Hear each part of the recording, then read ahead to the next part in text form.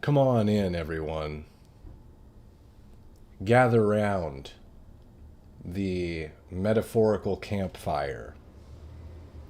The stove fire in my studio apartment. I'm gonna get, So if you're new here, if you're just joining, this is a news live stream. We're gonna go over the day's news in just a second here.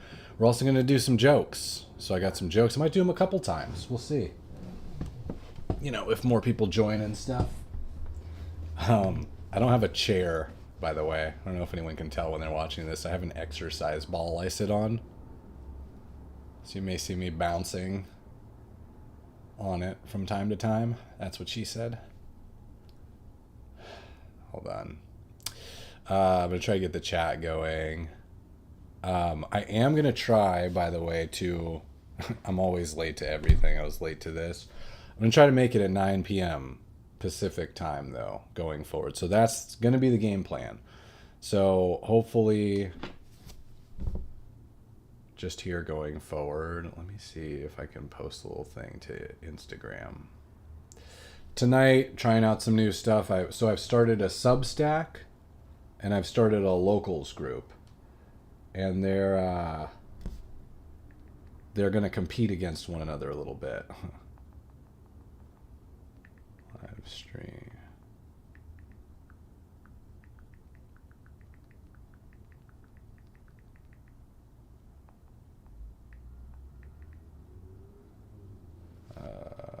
Share, good to go. Cool. Sweet.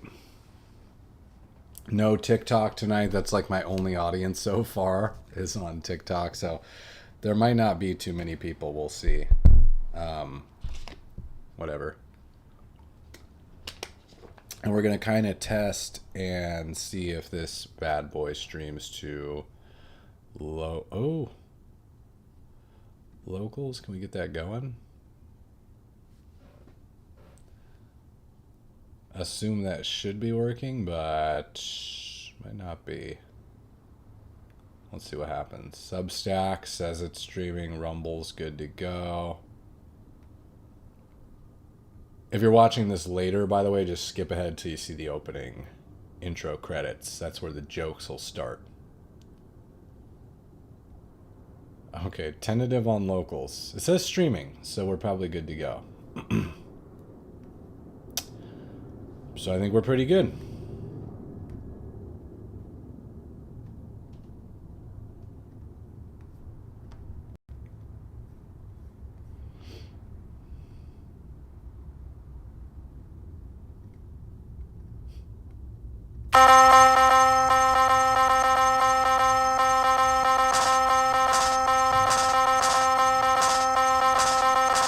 Live from a studio apartment, this is Misinformation. Well, Trump is threatening to invoke the Insurrection Act in Minnesota. Now, the Supreme Court has blocked the act, ruling that in order to commit an insurrection, you do have to be American citizens. One tiny catch for Minnesotans. Minnesotans. Just makes it sound like they drink a bunch of soda. Well, France is considering sending troops to defend Greenland. Yeah. They said in the event of a war, the U.S. had better pray to Allah. Yeah. Allahu Akbar.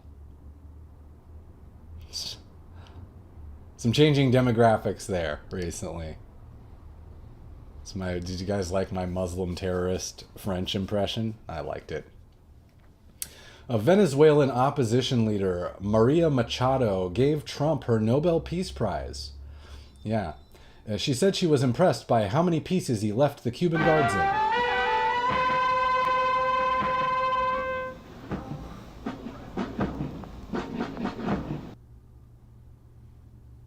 It's a tough one to watch.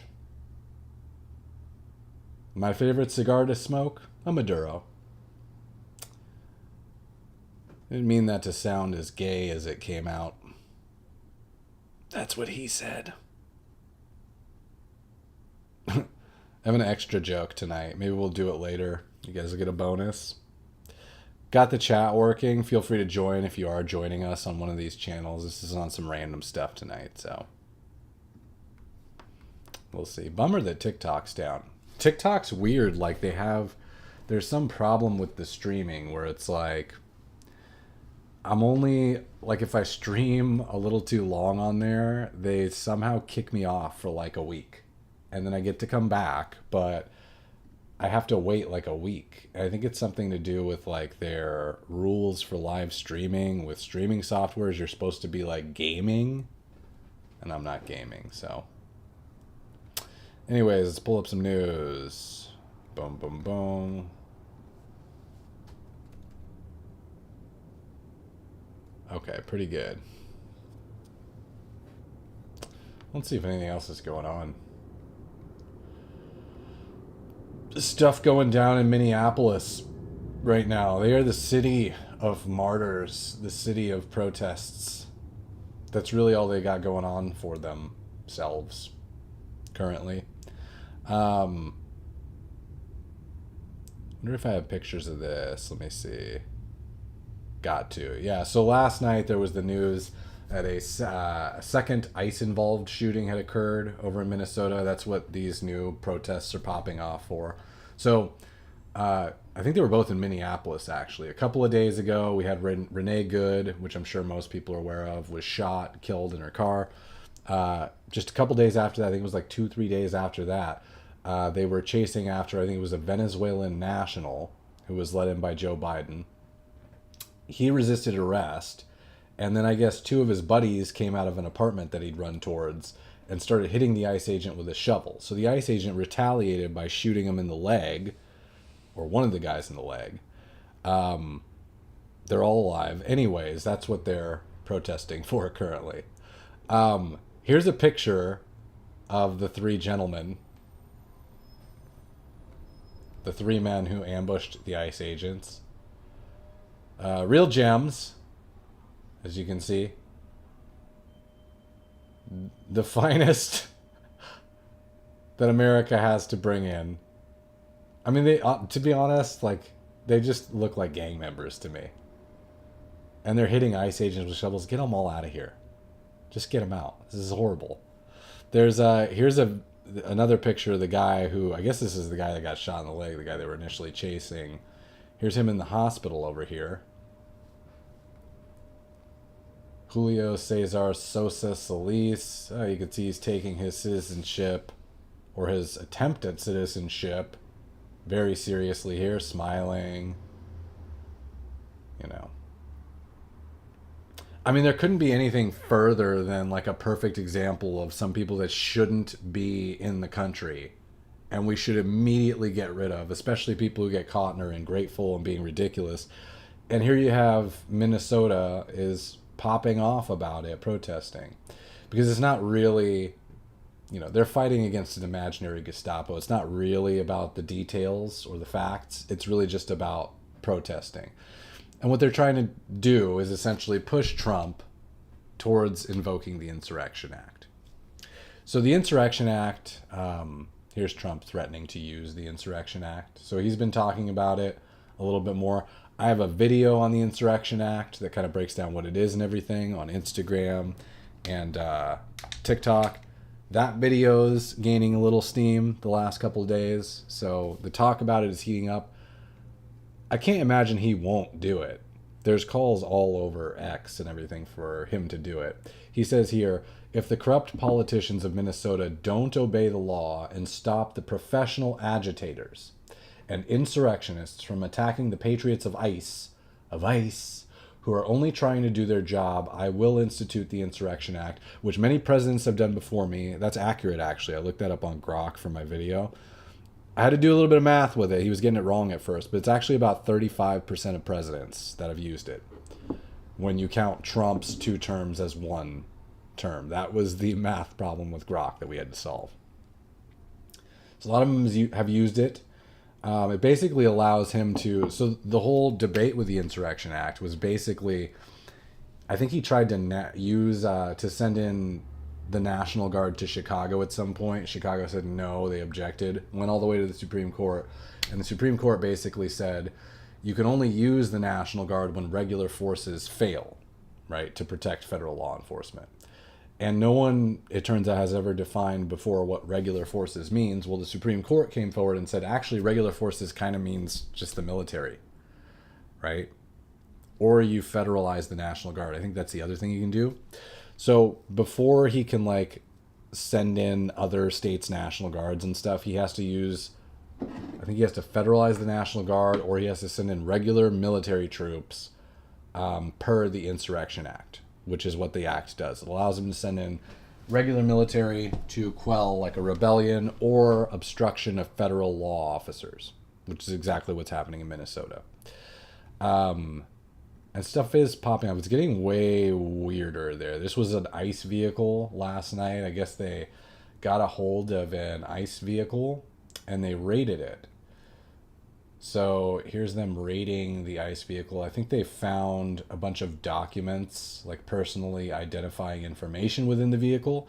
And then they were broadcasting that. There was a guy that was broadcasting it on his stream. Here's the guy here. They're saying on X, breaking, leftist agitator Andrew Mercado is facing mass calls for arrest. That's the FAFO thing, right? After receiving stolen FBI and ICE documents from destroyed federal vehicles in Minneapolis and reading them live on stream, a felony carrying a 10-year sentence. He is scrambling to erase all evidence. So I guess this is his page here, Mercado Media. And I guess maybe he's got a couple accounts, and he's protecting all of his posts.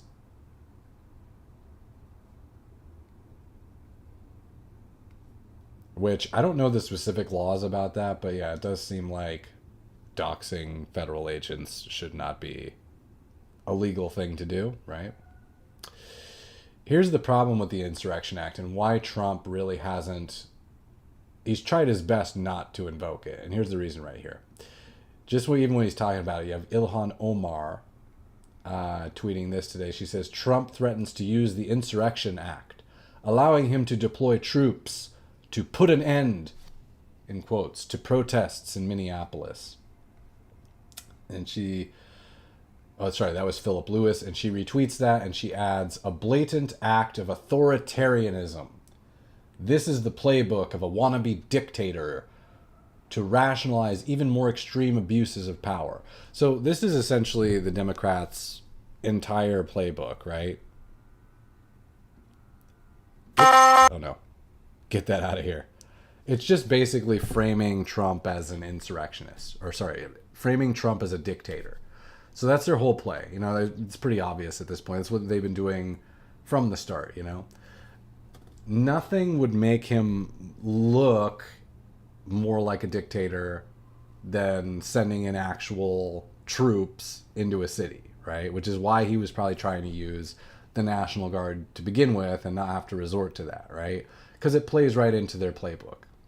Then they get to say, oh, which they've already been saying, right? We had, was it James Clapper who came out in that military video with all the military members basically saying that Trump had said before he intended to use the military against U.S. citizens.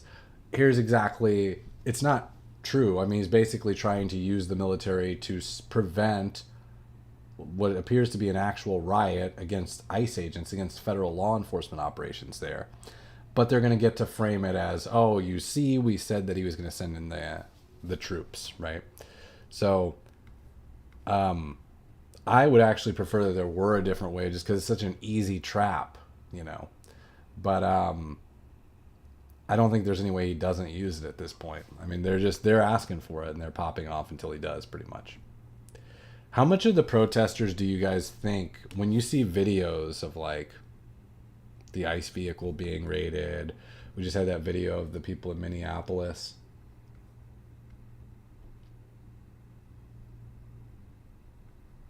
How much of those people do you think actually are organic protesters? I think there's some, but I definitely, you know, if you're the Democrats and you want to push Trump into using the Insurrection Act, then why not stage protests? Why not pay people to go in and continue to agitate, to continue to cause disorder, so that it's more viable for him to have to use that? It seems like that's kind of their play, right? Stage these fake protests, create chaos in the streets, and force Trump to do something that looks like an authoritarian. Other big news of today, we have Trump has apparently, allegedly, called off the Iran strike. So if you were paying attention, if you were following the situation last night, it looked a lot like we were about to strike Iran. All of the airspace had been closed down over Iran. The only curious thing was Trump ordered the USS Abraham Lincoln Carrier Strike Group to the Middle East last night, which is indicative that the strikes might not have been coming, actually, because it takes them about a week to get there, right? But it did look like we were getting ready to start some action in the Middle East, and then out of nowhere, I don't know if I have the tweet here today, but Trump basically said that he's hoping that the Iran regime will stop their abuses of the protesters and that they've gotten the message. Rumors that I heard earlier today were that he was talking with advisors and that he was not able to be guaranteed that it would be a definitive outcome. And Trump apparently only wants to conduct a strike against Iran if he can be guaranteed a definitive outcome and a decisive victory. If it seems like it's going to be prolonged, if it seems like he's going to be unable to topple the regime, he doesn't really want to strike. That's at least what we've heard so far, right? The other possibility is that, well, I guess there's a couple possibilities. The other possibility, though, is that he basically staged what looked like an imminent attack so that he could see essentially where the rats scatter to, right? Turn on the lights, see where they go, see where the military generals go to, what their anti-air defense systems look like, what lights come on in which places, where their defenses are, right? Then you call off the attack, and now you've got all this reconnaissance on how they're planning to defend such strikes, right? So that's the other thinking, is that maybe he was just teasing the strike, is actually still going to carry it out, but just gathered a ton of offensive info to use against Iran. So that's a possibility. Another possibility could be that it's a bluff, right? Which, the thing about the Maduro raid that recently happened is now that he actually, like, I don't know that anyone really believed he was going to go in there and kidnap another country's president so efficiently, right? Now that he's done that and he's shown the world he can do that, you know, we just saw pictures of the Cuban guards being brought back in small boxes, right? All of a sudden his negotiating power takes on a whole new strength to it, right? Because you can't discount anything as a bluff anymore, which actually in turn could make any potential bluffs more successful. So it could be that his entire play here is to try to bluff Iran into stopping the crackdown on the protesters, and that's his whole goal. That's possible.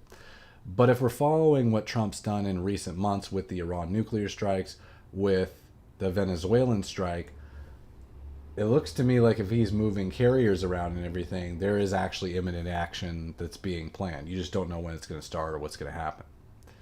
So, entirely possible. Trump's kind of the best at keeping you on your toes.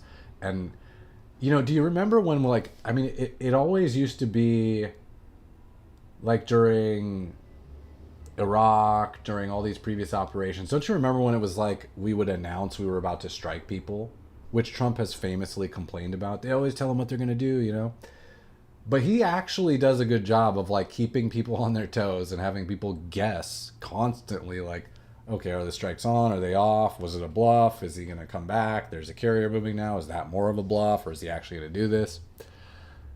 I think it does keep enemies on their toes. The Venezuelans certainly didn't seem prepared for it. The Cuban guards were not prepared for it. So we'll see what happens with Iran. We'll monitor the situation. I don't know if we got anyone in chat tonight. It's a little earlier than I stream, and I don't have my TikTok group, so. But if you're there, what's up? Feel free to chat. You can join. Join the chat. This is going to be a giant channel at some point, so. Insurrection Act.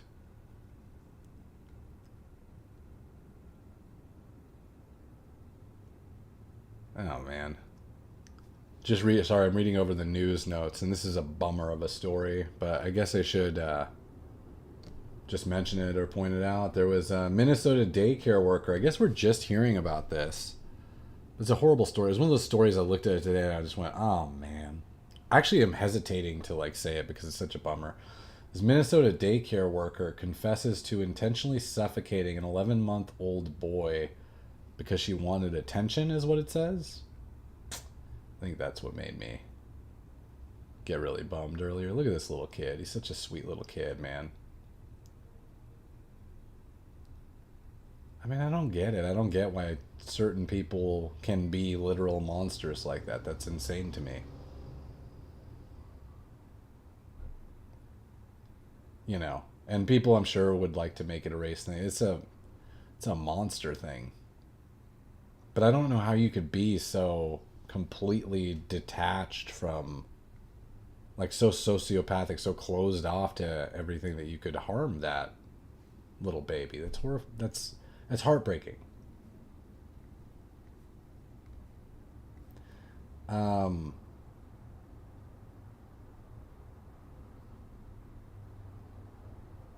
guess they say back in September, this all happened back in September. Back in September, they responded to a call to find an unresponsive 4-month-old. 3 days later, they responded to another call and found the kid who was not breathing. He's taken to the hospital where he died. According to authorities, Russell had a history of attention-seeking behavior, including nonsensical 911 calls, fire starting, and erratic behavior toward other children. Why is she working at a daycare? That's insane.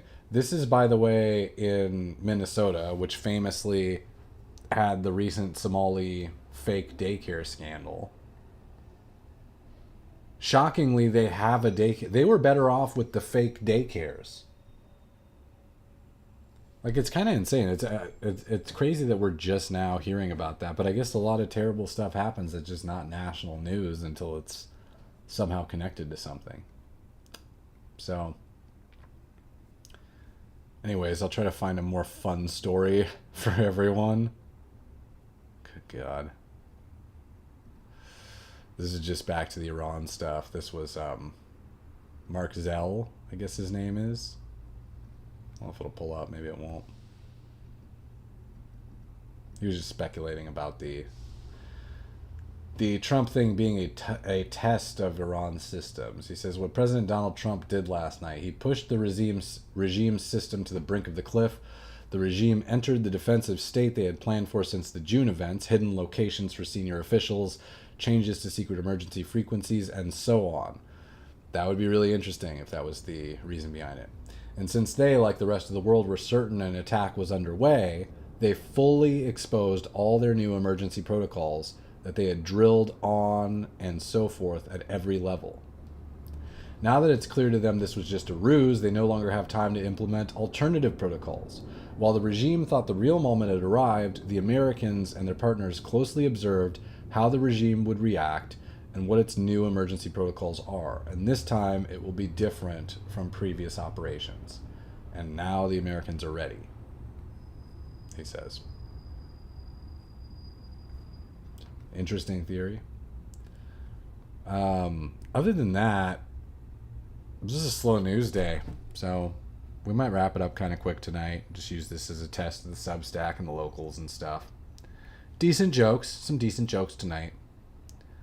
That's basically it, though. We're waiting to see what happens with Iran. We're waiting to see what happens with the Insurrection Act in Minnesota. They seized another oil tanker.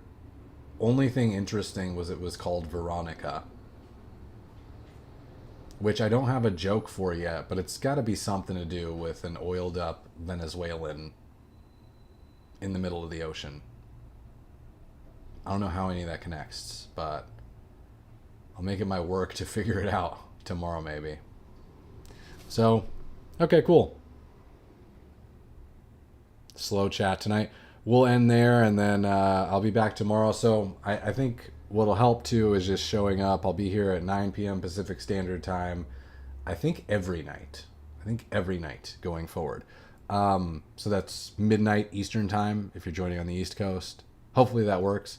If you want to support what I'm doing, you can join the locals group or the Substack group. We'll have exclusive membership stuff there. And then that's the idea, is eventually to be able to move this to a full-time thing where I can do the live stream a little bit earlier, maybe at 5 p.m. daily. So we'll see how it goes, and I will catch you guys.